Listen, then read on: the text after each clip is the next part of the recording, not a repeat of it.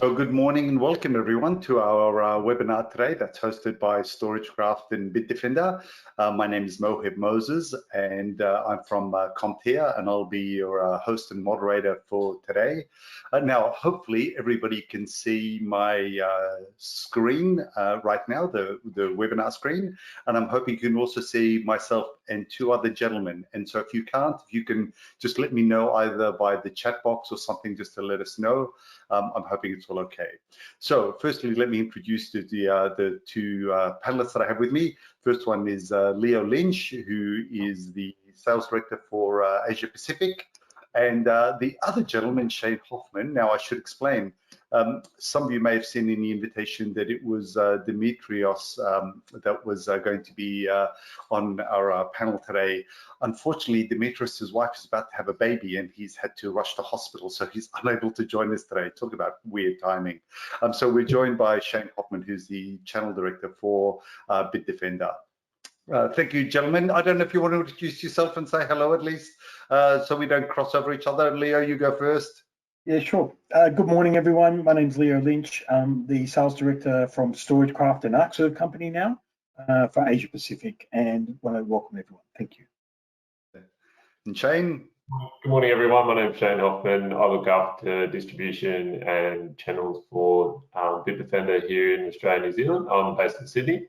I think some of you have probably had the pleasure of met before, but to those of you I haven't, thanks for joining and look forward to a really informative session.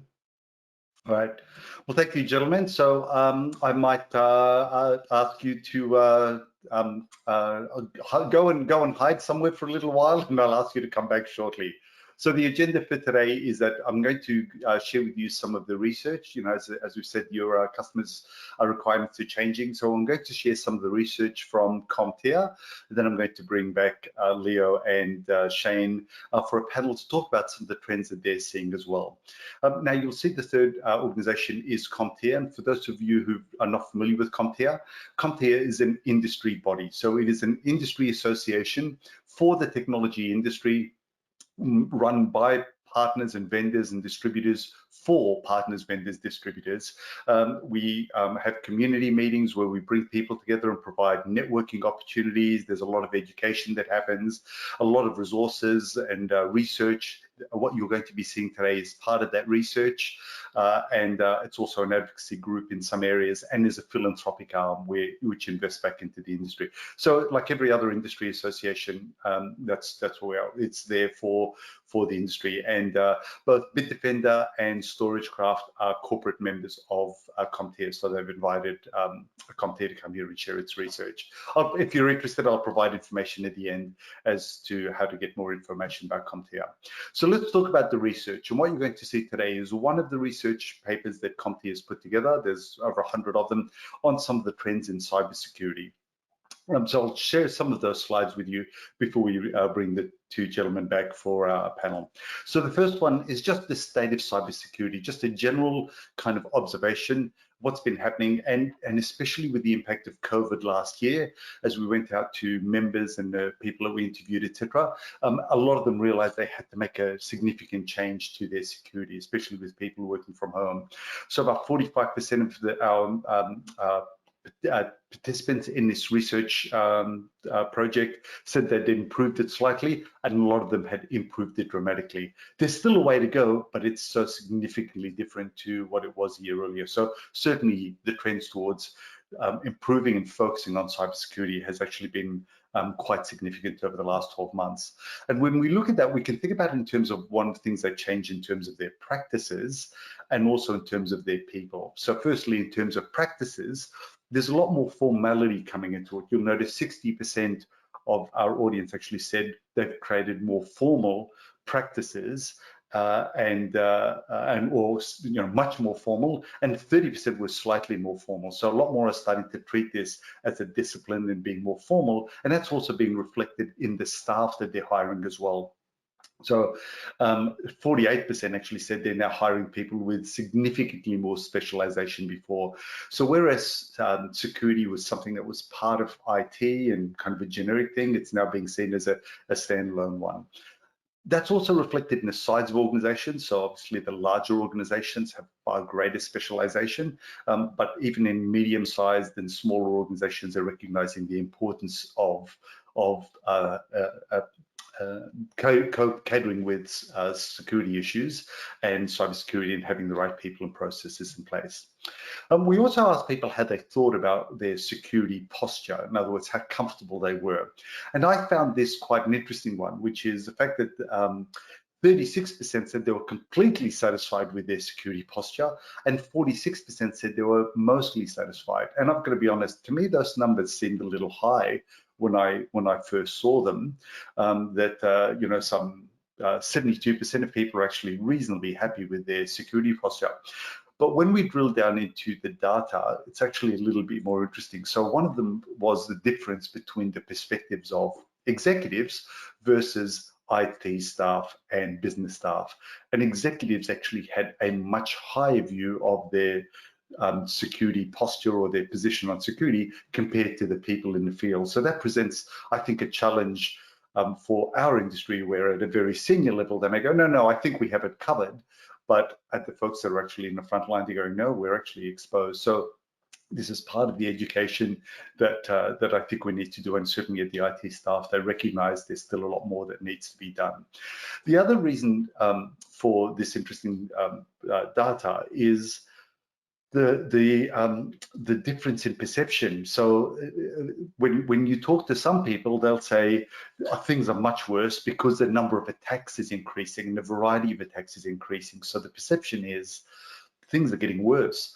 But there's others who have seen the improvement over the last 12 months and said, hey, we've improved certain areas, we've become more responsive, we've got better processes, so things are getting better. So you almost get two people looking at the exact same situation and having completely different responses to it. And that's part of the reason that we've had this kind of almost conflicting response to this question. And I think in future surveys, we're going to try to drill down a little bit more to understand that. But that may be an interesting reflection as you talk to your own customers to try to understand what's their view of security. And is it based on the growth in threats, or is it based on the improvement in their own internal processes? So I mentioned that there's been a lot more improvement in cybersecurity. The question is, what's caused that? So one of the questions was, well, what triggered changing your cybersecurity approach? And not surprisingly, number one was shift to the remote workforce. So the biggest trigger over the last 12 months was all these organizations having everybody working from home and having to change that to cater for this new workforce. Interestingly, and I've been watching this survey for 4 years or so now, this is the first time that bullet point has appeared, this shift to remote workforce. Change in IT operations and initial breach or incidents have always been at the top. You know, in other words, if you change your business or if you actually have a breach or reports of breach, they've always been the top reasons for people to go, hang on a second, we need to do something. So it's always been a responsive one. This is the first year we've seen change in, seeing this remote workforce one. And not only does it come on the chart, it actually came in at number one. And it's the first time we've seen a proactive response as well. So very much changing the attitude towards it and the approach to cybersecurity. And so what's actually happened in terms of the approach, as a result, what has changed? Well, the number one was the focus on incident response and then focus on education, then process changes, etc. So that first one is kind of an interesting one with this comment about incident response, because it's an acknowledgement that we will educate our staff and we will put in place processes and systems to minimize or prevent breaches. But let's be honest, the bad actors out there are always going to try to find a way to stay a step ahead of us. And so no matter what security process we have in place, it's probably likely we're going to somehow be attacked or have a breach. So there's been a shift to say we also need to recognize, if that happens, if an incident happens, what is our response? How do we get the business back up and running quickly? How do we respond to a ransomware attack? Etc. So that's been an interesting one as well as this rise in the focus on incident response, not just prevention and detection. Now, I should also say, by the way, as I know I'm putting up a lot of numbers and going through a fair amount of data in a short amount of time, this report will be made available to you from StorageCraft and Bitdefender after this. So you'll get a copy of these slides at the end of this webinar. Okay, so moving a bit further, one of the other areas that we analyzed was risk management. And in other words, where did companies feel that they needed to focus on because of the greatest risk? And you'll see the number one area for risk was the use of cloud computing. A second one was classification of data, then going down data warehousing, et cetera, et cetera. Now you'll notice we've separated it by large organization, medium-sized organization, and small companies as well. And so you can see, even though it's sorted in terms of overall priority of risk, those numbers may actually change depending on the size of the organization. But one thing that becomes fairly apparent, and I guess it's not overly surprising, is the focus on risk management is greater with enterprise companies than it is on smaller organizations. So you'll notice that the numbers from small to medium business are typically smaller than the enterprise ones in every category. But interesting to see where people categorized their areas of risk. So with data breaches, I talk about they happen and so on. So one of the questions we asked was, has a breach happened? And 29% said definitely, 23% said probably, and there's 48% who either said no or they don't really know if one's happened. So that's kind of interesting that half the companies don't actually know or have said no to a data breach, but even more, a data point that's relevant is that about half have said they actually have probably or definitely had some kind of breach. And when we asked, well, what is that breach? It typically tended to be employee data, financial data, intellectual property, or customer records. And so when I bring back Shane and Leo, we'll talk a bit more about this, because this whole area of cyber attacks has certainly grown over the last 12 months. Another area that was really important was understanding the security provided by the cloud provider.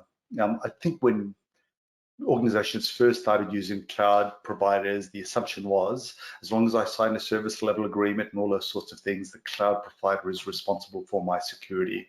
And I think what's happening now is that's being questioned and saying, sure, they will have their own, but that does not completely, abrogate us from having to look after our own, and let's review our cloud providers. And so there's been quite a lot of reviews, whether it's moderate or heavy reviews of cloud providers, just to ensure their security is up to scratch. And this becomes a decision making process in determining which cloud provider. And again, we'll come back and talk about cloud providers and their security, and also what as partners we need to be doing to address that. So my aim was not to go through the entire report. The report is available on the CompTIA website, and I said you'll be receiving a copy of it from Bitdefender and from StorageCraft, but it's part of one of many other reports, and especially for somebody that is a managed service provider. So if you're interested in any of the reports, whether it's trends in cloud or trends in what's happening in the channel or industry or so on, there's a whole bunch of resources. They're all free. It's free to join. As I said, it's an industry body. It's a free association for any service provider to join. If you'd like to find out anything more about the association, you can either use that very simple bit.ly code at the top, and that'll take you to the site, or you can scan that QR code, whichever one's easy for you. And that'll take you to the ANZ site, and they say you'll register, you'll have access to this. You can also become a corporate member if that's of value to you, which is a paid membership. But if you at least have a look at the resources and become registered and have a look at it, and then you can decide whether that's what you want, or whether you want to become a corporate member.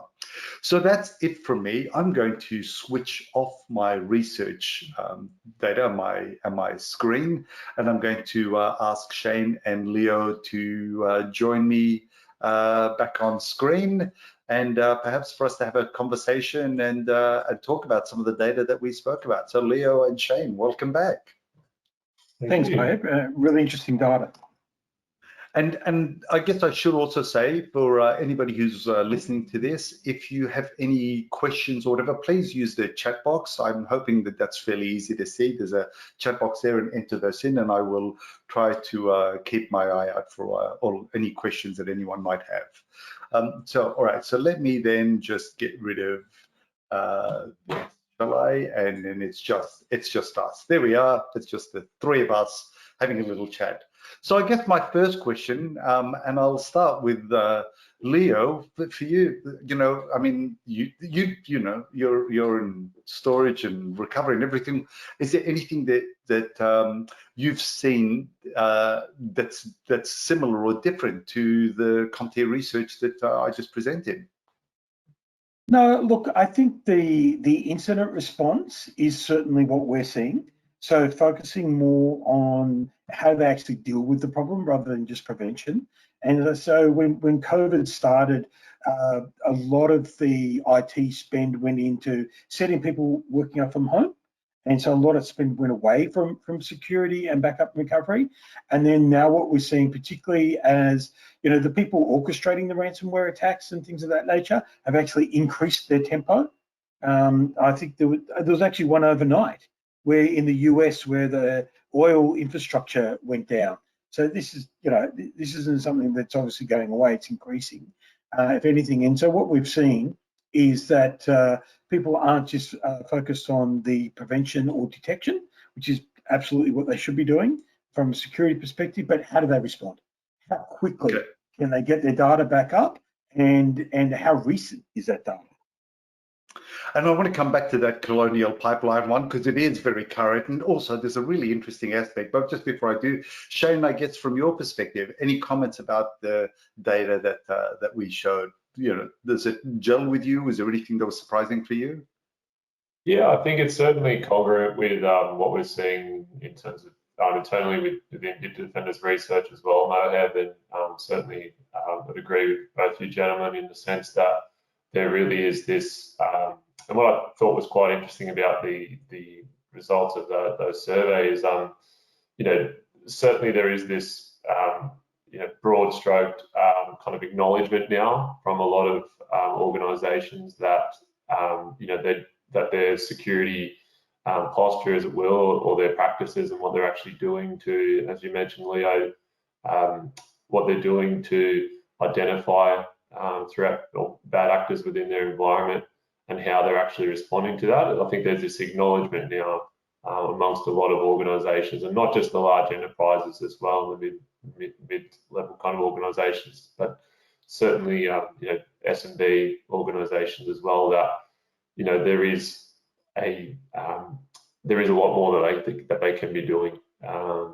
So I think it's certainly in line with some research that we actually did.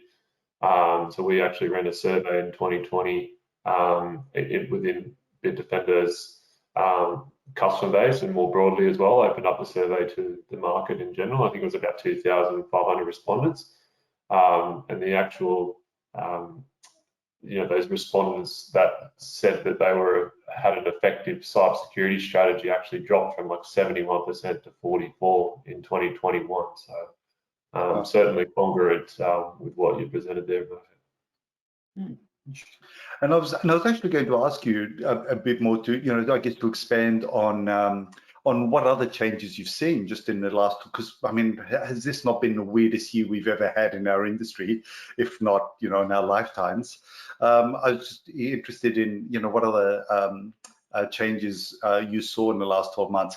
Now, just before you answer that, I've just been reminded, we actually do have a couple of prizes at the end of this webinar that I should have mentioned earlier on. So we have people working in the background that are listening for, you know, who asks the best questions or anything like that from our audience. And if they don't, then then we're going to just pick somebody out of the hat. So we'll do that at the end of the session today. So we will be finishing at 11:15 Sydney time. I know that will vary in different regions, so we'll certainly be finishing no later than whatever that is, 20 minutes from now. So if you're staying on, then you'll be in the poll. And we've got two prizes that are each $100 Uber vouchers. They can be used for Uber or for Uber Eats or whatever. And they'll be our two prizes for the people who stay on. But sorry, I didn't mean to go off script, Shane. But just given I got a little reminder that I completely forgot. So anyway, if you want to continue. No, we have to cover off the most important part, Mohed, with the prizes. That's what everyone's here for. No, in seriousness, we've certainly seen I think it's interesting in terms of what's changed. I think obviously there's, as I mentioned, the SMB market and the space there's been increased spend. I think, certainly statistics from the ASD and the ACSC as well. So the Australian Signals Directorate and the Australian Cybersecurity Centre as well certainly acknowledge that there's been increased spend, not only kind of in cloud, and those public and kind of private cloud instances and securing that infrastructure, but also those organisations that may not have sensitive data, but are starting to recognise that ransomware and these things that are very disruptive and potentially destructive to businesses are now not only in the IT media but in the mainstream media as well. So it's really being very present for them. But I think certainly what we've focused on from a cybersecurity partner perspective is that a lot of partners out there have identified that this is an opportunity for them to help their customers as well, to educate themselves on what's going on, and be kind of so for those partners out there as well that may have dialed in, it's an opportunity for them to be having conversations around whether they're using certain security frameworks, they're using Essential 8, they're using anything like that, or whether they have a structured approach to cybersecurity, whether they're doing incident response rather than just that basic kind of install an AV and everything will be okay. So I think there's that acknowledgement. I think that in terms of what's changed, there's now that acknowledgement that AV is just not enough anymore. And you need to look at a technology that will allow you to understand, or a framework combined with a technology that will help you understand, whether there are any actors within your environment, whether there is any malicious activity, whether you're blocking any of that externally, it's not getting in. So giving them that visibility so that they can then have the control, I guess. Okay. Actually, that's a good point, Shane. I mean, in Moheb's slides, sorry to interrupt Moheb, but you pointed out that the SMB space customer base was more had more risk in it. We're doing less around risk management.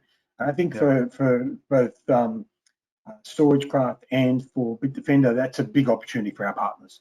So we're 100% partner organisations, and this is a big opportunity for us to jointly educate the end user customers and to work with our partners to help with that risk mitigation.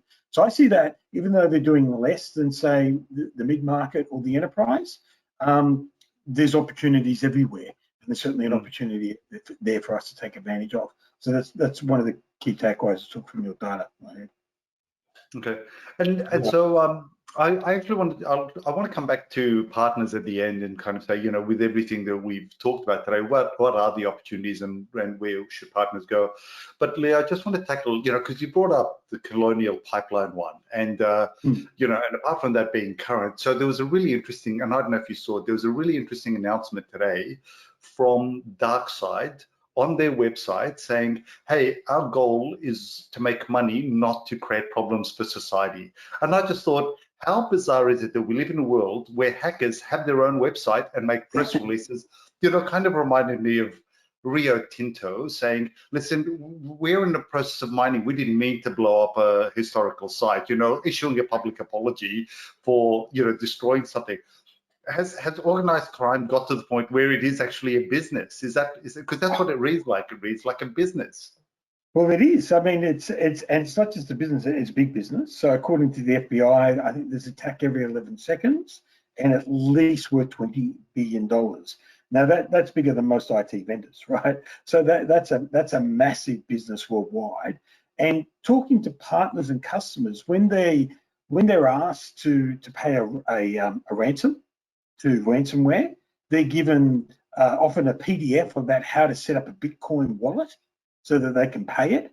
And apparently, you know, I haven't had to have first-hand experience, but apparently they have a help desk number that you can call into. That is, you know, apparently you get a better response than most IT companies. So it is big business. It's not something people think of it as a guy in a hoodie, a young kid in a hoodie somewhere in the dark. No, this is organised. And you mentioned organised crime. Absolutely, they moved into here a long time ago because it's cleaner, it's easier, and it's far more profitable than their traditional illegal activities. Yeah, and you're right. I say I've not been breached, and I'm hoping this is not an invitation to be breached. But I've not been breached and I've not had to pay it. But I have read exactly that, which is they do have a support line in case you don't quite know how to pay the ransom. I mean, they're very, very customer oriented, so you've got to give them that, I guess. But so you know, Shane, what are your thoughts about this? I mean, this is a business that is organized to do nothing but attack people and breach them. How does the security company stay ahead of that? Yeah, it's obviously very difficult. You know, so you need to partner with organisations that dedicate themselves to staying ahead in that arms race, as you mentioned, Moheb. You know, so it's certainly about employing, you know, the right sorts of people, the right sort of processes, and the right sort of technology as well. And then to further kind of you know, develop that technology as well. So, you know, for us, for example, as Bitdefender, you know, we've been protecting infrastructure now for more than 20 years as an organisation, and that's been our sole focus as an organisation. You know, when you invest all of that R&D and that you know, that time and effort and money into protecting against these things, then it helps you be at the top of your game, so to speak, in terms of being the type of organisation that can help sort of organisations and help partners to tackle these sorts of things. But I think there certainly is a bit of a misconception that partners are always trying to just sell you their products. You know, it's not necessarily about that anymore. It's not just, you know, throwing product at a problem. You know, we can work with you, and something I really like to say to a lot of new prospects as well is we can help you non-commercially. You know, there's free information sessions that we run, you know, free data that we distribute that can help you really piece piecemeal together a really solid start, you know, in terms of getting a jump on these sorts of things, and give you a platform where you can then dive in a little bit deeper and learn a bit more and see yourself better protected as an organisation, because you know, these things are, you know, not going away, as Leo's mentioned, and they do affect all types of organisations. But you know, it's not popular for the mainstream media to talk about maybe a media company with two or three heads down the road that, you know, say turns over $100,000 a year. It's more popular to obviously talk about, you know, huge infrastructure companies being targeted. But I think it's important to know for those out there that this goes on, you know, hundreds of thousands of times a day within small businesses, and these small businesses are, you know, on the emotional side as well, they're destroyed. You know, and it's very, and that's where I get great job satisfaction out of being able to work for an organisation that helps combat these things. Yeah, that's a good point, Shane. Yeah, sorry. Yeah, no, go ahead. Actually, I was just going to say, and this question, Leo, is one that maybe you might want to answer. You know, it's a comment from one of our audience. David Hall made the observation that some companies now are actually taking a fatalistic approach, which is, yes, we need to set up protection, but let's just accept the fact that we are going to get breached. And now the question is, how do we come out of the other side? Is that something that you're seeing? Is that, you know, what are your thoughts about that? Yeah, look, so look, at the end of the day, it is an ecosystem, and it is about prevention, detection, prevention, to protect the data, manage the data, but ultimately it's about recovery. That's right. It's because if you have another copy or you're able to recover, the goal here is about business continuity. And so if you can recover the data and you can keep going, then the ransomware or the people doing the attack for commercial or for other reasons, it could be a disgruntled employee for whatever reason, they haven't won, they haven't got their objective. So if you can recover the data, at the end of the day, that's what it's all about. And particularly for us, what we've seen in the last 12 months, particularly with COVID forcing everyone to work from home, is a huge uptake in our cloud services, particularly around DRaaS, disaster recovery as a service, and then also cloud backup.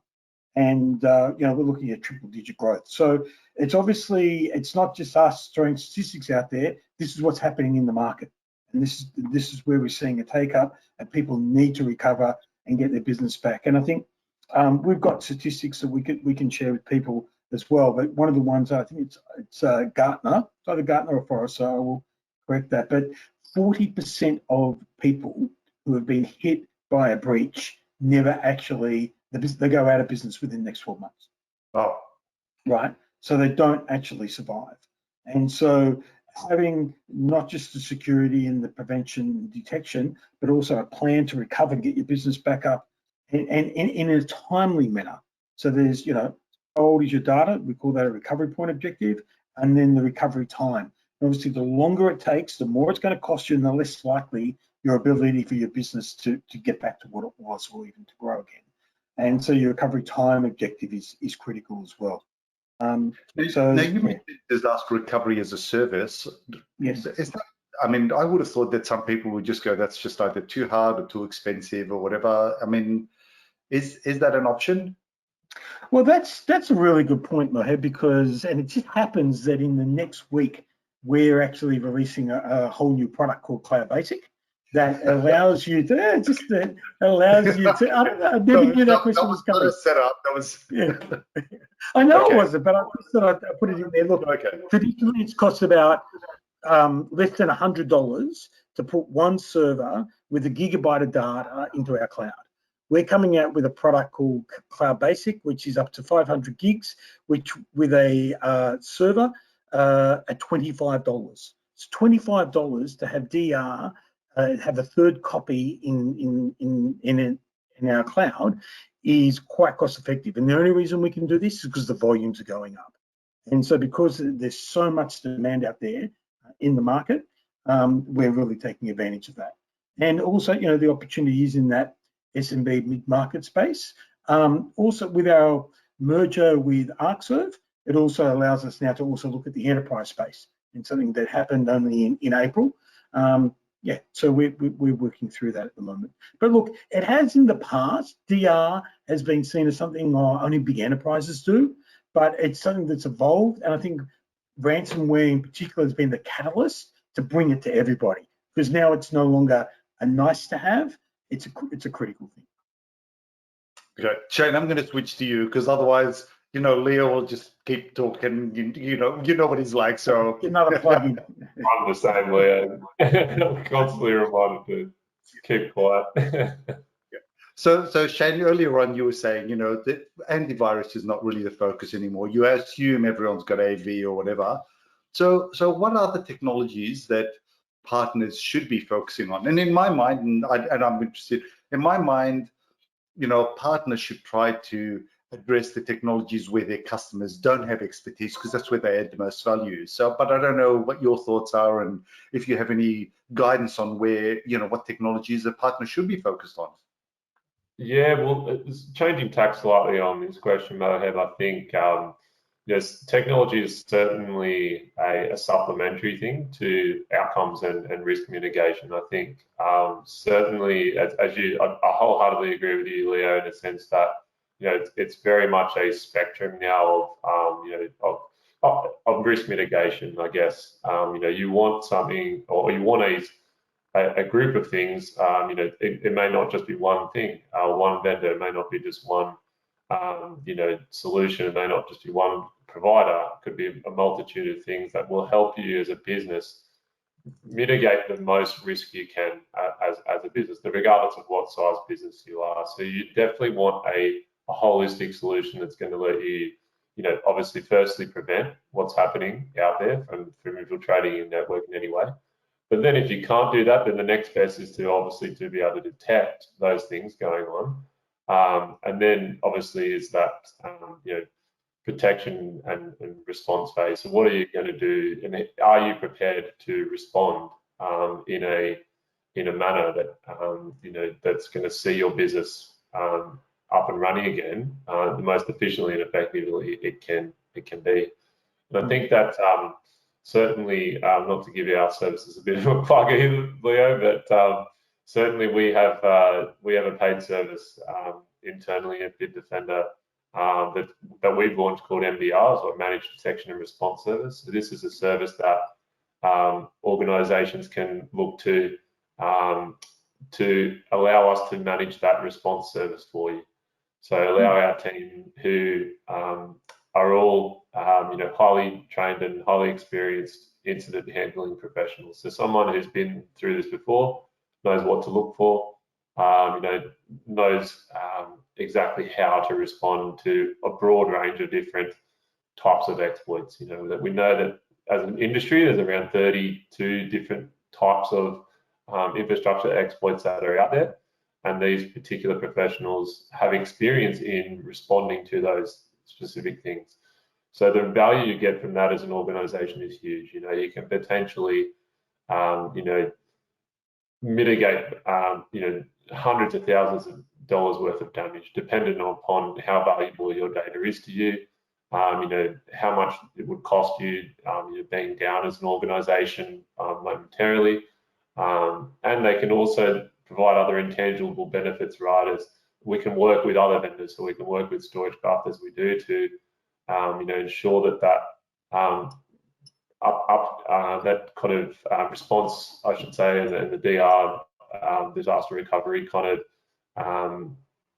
backup and replication is done and done effectively. So it's much less about now what technologies to look for, but more about the business outcome. But I mean, certainly one other thing is we could look at incident response. I think there's a lot of my role at Bitdefender is heavily involved with speaking to a lot of channel partners and how they're helping their customers. And I think certainly things are starting to evolve. We like to think in IT that we're ahead of the curve, and we're doing all the things that we need to be doing from a product perspective, and we're all over it. But what we're seeing out there is there are still a lot of partners that are still grappling with how to go beyond just installing that AV and configuring that as a service, getting that up and running, box ticking, compliance, table stakes, to how can we sit down every month, quarter, and look at your reporting, understand what's happening within your environment, look at this particular incident, understand what incident, what that incident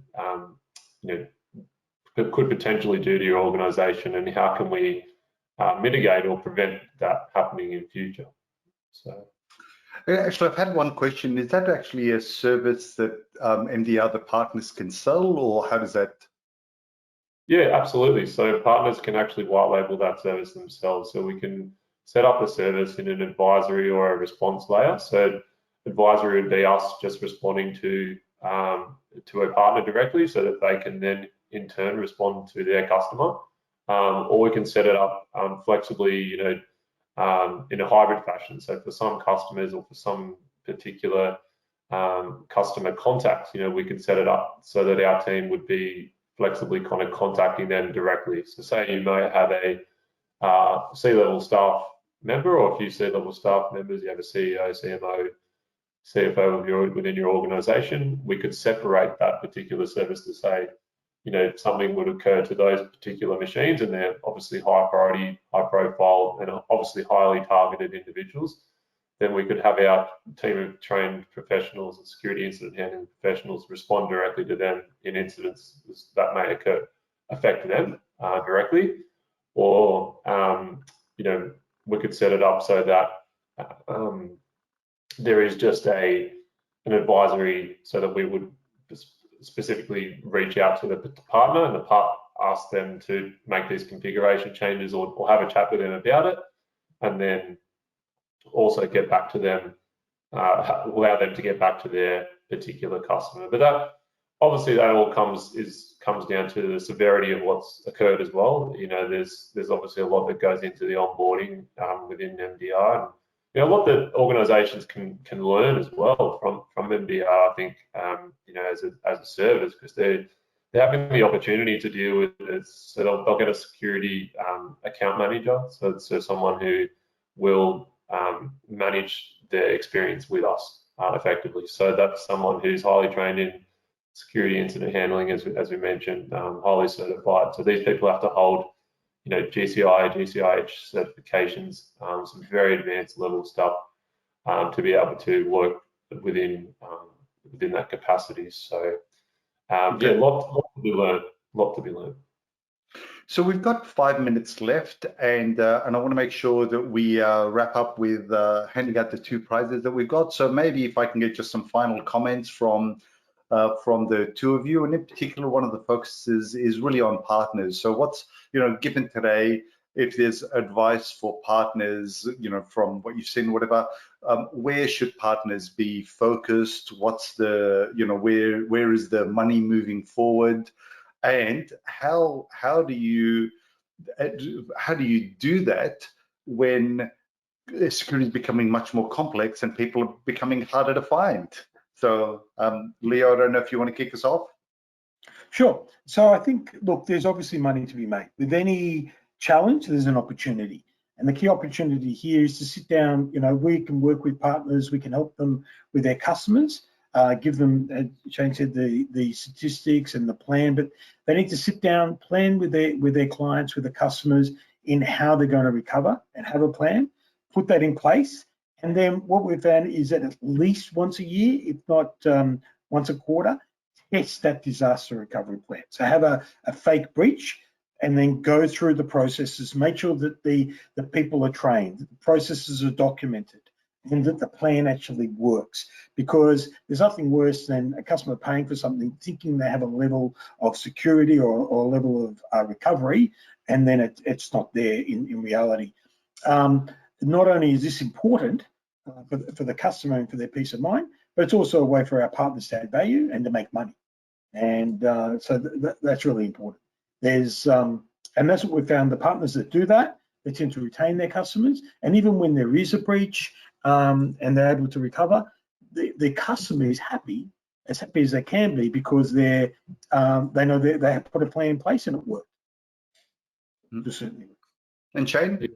I think that's something critical what you just mentioned there as well, Leo. It's really about customer satisfaction at the end of the day. I mean, at the end of the day, partners and and their customers are both businesses, right? And so the business that we are in is, or our partners are in, for example, is protecting organizations' infrastructure.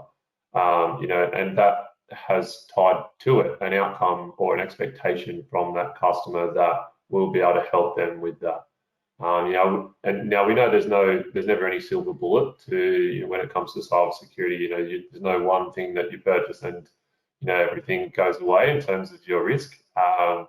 But it's really about finding a partner that you work well with, that you trust, that has the right level of expertise, that can really, I think, for partners, in terms of their from a partner perspective too, is it's like any business. You need your strategic your competitive advantage, and you need to go beyond what the market is really doing and your competitors are doing. So at the end of the day, you're always going to have competitors. It's a big market out there, but it's about differentiating yourself, I think, as a partner from those competitors. So how can you go above just and beyond just the basic AB install, box tick, go away, and then I'll see you in 6 months sort of thing, to how can we, interweave ourselves within the practices of our customers more. So how can we be more in line with their business outcomes,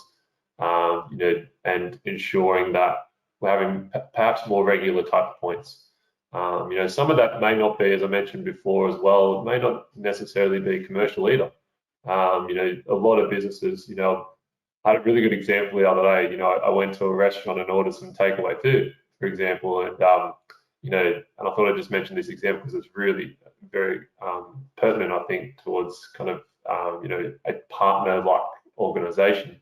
You know, ordered some takeaway food and did not expect this, but the gentleman who ran the restaurant invited us to have a complimentary, my girlfriend and I, to have a complimentary wine whilst we waited for dinner. And I thought, you know, that's a real strong measure to effectively ensure that I came back. So next time I was in town, I went to that restaurant again because it was a positive experience. And I think, you know, and that to him wasn't a commercial transaction, but it's something that helped repeat business, you know. So if you find as a partner, and I think the lesson in that is for partners is to you know, spend the time having conversations that may not necessarily be of a commercial nature, because they will fruit results for you. Okay, Shane, thank you very much. We are right on 1:15, so it's time to wrap up. And I've been given guidance from the people in the background, and we've had a number of questions or comments from a gentleman by the name of David Hall in the background. So we decided to give both vouchers to David. So David, congratulations. Somebody from Bitdefender or StorageCraft will be in touch to give you those vouchers. On that, gentlemen, I'd like to thank you for your time and contributions this morning. It's been very valuable. To those of you who are listening, if you're interested in the slides, you'll be getting a copy of those. And thank you very much for joining us. Thank you all, and goodbye. Thanks, everyone. Thanks, everyone.